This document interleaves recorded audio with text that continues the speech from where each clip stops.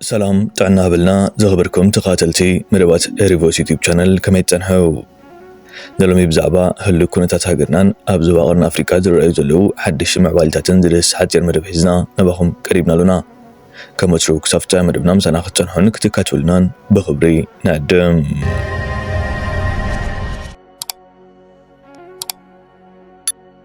አካኪ ዘራፍ ሊሰራ አይችልም። ያሁኑ በሰከነ ዲፕሎማሲ መፍትሄ ማግኘት አለበት። በ60 ኪሎ ሜትር ርቀት ላይ ወይም በ40 ኪሎ ሜትር ርቀት ላይ ከቀይ ባህር ተገኝተን ነገር ግን በቀላሉ በዓለም ደረጃ እንዳንነግድ ከባህሩ ሪሶርስ እንዳንጠቀም አድርገውናል። ልክ እንደ ሩቅ ሀገር ይሄ ህግ ዓለም አቀፍ ህግን መተላለፍ ነው የሚል ሙግት ያነሳሉ። እኔ ኮንክሉድ ላደርግልህ የምችለው 60 ኪሎ ሜትር ርቅ 10 ኪሎ ሜትር ርቅ ያ ያንተ መሬት አይደለም።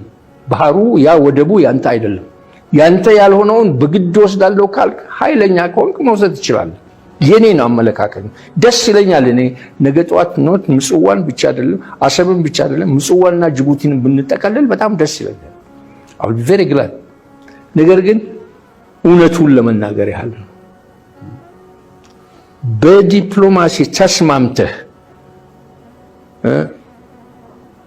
ተወያይተህ ካልሆነ በስተቀር እኔ 60 ኪሎ ሜትር ነኝ 10 ኪሎ ሜትር ነኝ የሚለው ውሃ አይቋጥርም ለኔ። ኢትዮጵያ በታሪኳ እንግዲህ በግልጽ ነው የምንነጋገር። በታሪኳ ለብዙ ዘመናት የባህር በር የለንም ነበር። ምን ተጠቀመው? ያው ንጉስ ምኒልክም የሚጠቀሙት በጅቡቲ ነው። ኤርትራ በጣሊያን ነበር ያለችው። ምጽዋም ሆነ አሰብ የኛ አልነበረም። this is a fact። ይሄ የታሪክ ሀቅ ነው። ንጉሱ ግርማዊ ቀዳማዊ ኃይለ ሥላሴ ኤርትራን ከእናት ሀገሯ ብለው ባዋሃዱበት ጊዜ ሁለት በር ነበረን። ኦኬ፣ ያ በር ደግሞ ሰላም አልነበረም። በጃንሆም ጊዜ ቢሆን ኤርትራኖቹ ይዋጋሉ።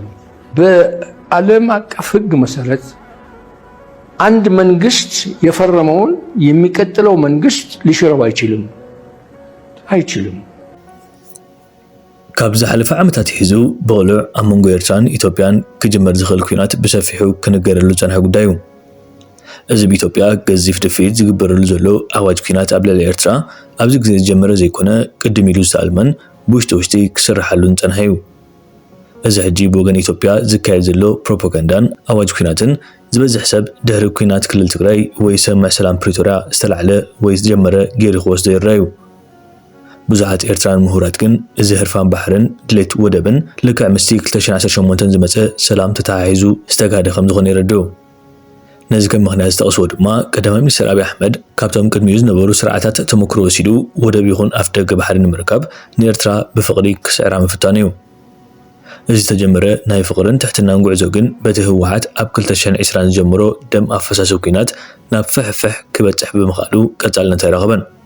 ምስ ግዜ ድማ ከይዱ ኣብዚ ደረጃ ክብፅሕን ምስ ኤርትራ ብጎነፅ ተጠቒምካ ግዝኣታዊ ልኡላውነትካ ክሳብ ኣፍንጫ ባሕሪ ምብፃሕ ዝብል ፕሮጀክት ተሃንቲፁ ክስራሓሉ ናብ ውሳነ ተበፅሐ። ነዚ ድማ ባዕሉ ኣብይ ኣሕመድ ጀመሮ ቀፂሉ ጀነራል ባጫ ደበሌ፣ ፕሬዚደንት ሙላቱ ተሾመ፣ ዶክተር ኣብርሃም በላይ፣ ብርሃኑ ጁላ፣ ኣባዱላ ገመዳ፣ ጀነራል ተሾመ ገመቹን በብሓደ ናብ ሚድያ መፅኦም ክደግሞ ዝተገብረ ኮይኑ ተረኺብሎ።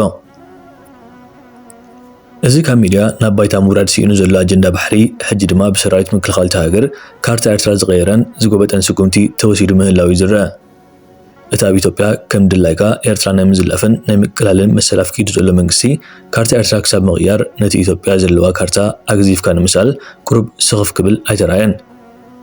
ኤርትራ ጭራ መሬት ኢትዮጵያ ብመልክዕ ካርታ ይኹን ኣብ ባይታ ወሲላ ብዘይ ምህላዋ ድማ ምናልባት ኩናት ምዝውላዕ ጀማሪቱ ኢትዮጵያ ምዃና እዚ ከም መረጋገፂ ከም ጭብጢ ይስነድ ከም ዘሎ ዝርድእዎ ውሕዳት እዮም።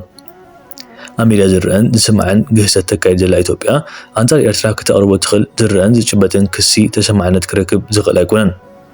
እዚ ንሳቶም ብተደጋጋሚ ዝፍፅምዎ ዘለው ዘይሕጋዊ ልኡላውነት ናይ ምድፋር ተግባር ግን ማሕበረሰብ ዓለም ዝምልከቶን ዝርአን ዘሎ እዩ። እቲ ድሒሩ ካብ ገጻት ማስ ሚድያን ማሕበራዊ መራኸብን ክእለ ዝተገብረ ኣሳእልን ቪድዮን ነቲ መንግስቲ እንታይ ዓይነት ምስሊ ከም ዝህቦ ብሩህ እዩ። መምህር ጎይቶም ኣብዚ ጉዳይ ዝጻሓፈ ጽሑፍ ኣሎ ናባኹም ነብሎ ሎሚ ኣብ ዝተኻየደ መመረቕታ 4ይ ዙር ጽንዓት ልምምድ እተባሃሉ ወታደራት ኢትዮጵያ ኣብቲ ብምኽንያት መዓልቲ ምምራቕ ዝወሃብ ህያብ ብምልኡ ዞባ ደቡባዊ ቀይ ባሕሪ ወይ ደንካልያ ምስ ኢትዮጵያ ተሓወሰ ካርታ ዘለዎ ስእሊ ከም ህያብ ክቀባበሉ ዘርኢ ምስሊ ኣብ ፌስቡክ ተዘርጊሑ ኣሎ ጥሙሕነት ኣፍ ደገ ባሕሪ ስርዓት ብልጽግና ንልዕሊ 2 ዓመታት ብማሕበራዊ መራኸቢታትን መደብራት ዜናን ኢትዮጵያ እተጎስጎሰሉ ኮይኑ ከምዚ ዓይነት ስእሊ ግን ኣብ ማሕበራዊ መራኸቢታት ጥራይ ነይሮም ሕጂ ብግህዶ ኣብ ከምስታት መምጽኦም እቲ ኣብ ኣዲስ ኣበባ ዘሎ ስርዓት ኪኖ ናይ ሚድያ ሃተውተው ብተግባር እውን ከምዝኣምን ዘርኢ እዩ ዕድል እንተረኺቡ ድማ ብሓይሊ ናይ ምቁፅጻር ትልሚ ከም ዘለዎ ይፍእ መልክዕ ብዝኾነ ኣብዚ ዞባ ውግእን ወረ ውግእን ንህዝብታት ዞባ ኣሰልከም ወንድም ድሕሪ ሕጂ ውግእን ቅዝፈትን መጠን ከይንርኢ ኣብዚ ዞባ ዘለው ክፉኣት ስርዓታት ክህለዩ ህዝብታት ዞባ ክፅዕሩ ይግባብ ምባል እዩ ሓሳቡ ብከምዚ መልክዕ ኣቐሚጡ ዘሎ ወዲ ፍሻለ ዝተባሃለ ወሃቢ ርእቶ ድማ ወትሩ ሕሙም መን ይበጽሖ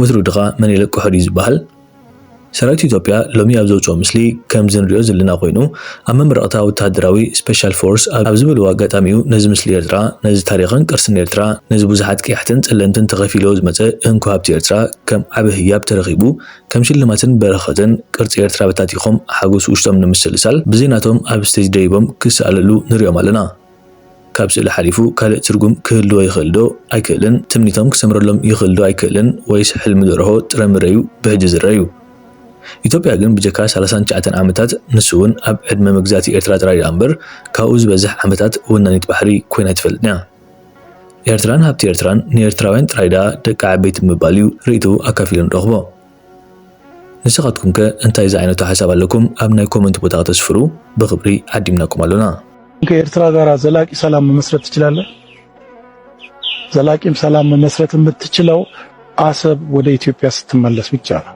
ኤርትራ የኢትዮጵያ አካል ናት ኢትዮጵያ ኤርትራን ኮሎናይዝ አድርጋ አታውቅም ኮሎናይዝ ያደረገቻት ጣሊያን ናት የኢትዮጵያማ አካል ስለሆነች ኢትዮጵያ እንድትመለስ ነበር የምትታገለው ይሄንን በጥሞና ከነሱ ጋር አስረድተን በፍጹም ኤርትራ ቀይ ግዛት አይደለችም በአፍሪካ ላይ ያልተገዙ ቢኖሩ ሁለት ሀገራት ኢትዮጵያና ላይቤሪያ ነው ብለ በኩራት ትናገራለህ የኢትዮጵያ ፕሮፌሰሮች ምሁሮች ተማሪዎች ህዝቦች በሙሉ በኩራት እየኖርን ኢትዮጵያ አልተገዛችም እንላለን ላይቤሪያም አልተገዛችም ጀግና ሀገራት ናቸው እንላለን እኛ በታሪክ እሺ ኤርትራ በቱርክ ተገዝታለች በግብጽ ተገዝታለች በጣሊያን ተገዝታለች በእንግሊዝ ተገዝታለች አረ በማን ያልተገዛችው ነው በብዙ ሀገራት ተገዝታለች ታዲያ ከየት አባ ያመጣው ታሪክ ነው አልተገዛሁም ብለህ የምታወራው ኤርትራ የኔ ነች የምትል ከሆነ እውነቱን እየመረረህ ዋጠው ወዳጅ ስማ ሼር አድርጉት ይሄን ቪዲዮ ታሪኩን ላላወቀ ታሪኩን ይወቅ ኤርትራ ህዝቡ ፈልጎን እስከተገነጠለ ድረስ ሉዓላዊነት ያላት ሀገር ክብር ያላት ሀገር ነች ባህሩ የኔ ነው ስትል በንግግር ድፍረት ነው ራሱ ይሄ የአንድን ሀገር ሉዓላዊነት መዳፈር ነው አንድ ጠቅላይ ሚኒስትር የሀገር መሪ እንደዛ ሲል ጦርነት ማወጅ ነው ሌላ አይደለም የኤርትራን ህዝብ ማናቅ ነው የኤርትራን መሪዎች ማናቅ ነው በዚህ አጋጣሚ ሪስፔክት አለኝ ለኤርትራ ህዝብ በሙሉ እንወዳችኋለን ወንድሞቻችን ናችሁ ሼር አድርጓት ይህችን ቪዲዮ ትድረስ ለሁሉም ሰው እውነት ነው አልተገዛንም ካልክ ኤርትራ ያንተ እንዳልሆነች እወቅ ማንንም ኢትዮጵያዊ አለመገዛት ግን ወደህ የተገዛች ሀገር የኔ ነች ብለህ መጥራት ግን አትችልም ይህንን ጭንቅላት ውስጥ መርምር የኤርትራን ዩኒፎርም አውልቆ በማልበስ ወታደሩ ምሽግ ነው ያለው ሲቪል ልብስ የለው ከሚበላት ላይ ቀንሶ በማጉረስ ሰውነቱን በማጠብ ከፍተኛ የሆነ ታሪክ ከዘመን ወደ ዘመን የሚያሻግረው የአብሮነት ታሪክ ሰርቷል ስለዚህ በትክክል የሚያስብ ህሊና ያለው ኢትዮጵያዊ ትውልድ ይሄን ሁለታ ሊረሳው አይችልም አሁን ለምንባላው መባላት ሁሉ ምክንያት የሆኑ መሪዎች ደግሞ አሏቸው የመዘንጋት ደግሞ የለም አሁን ሸኔ ያግዛሉ ቲፒኤልኤፍ ያግዛሉ ፋኖ ያግዛሉ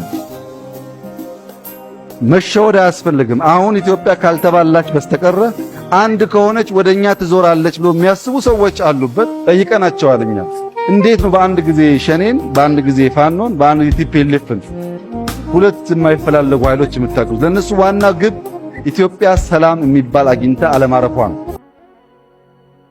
አብዝዋን እዚ በሐቅ ንምዝራብ መንግስት ኤርትራ ናይ ሰላም ኃይል ምዃኑ ኢትዮጵያ ጥራሕ ዘይኮነት ዓለም ፈሊጡ እዩ ዘሎ።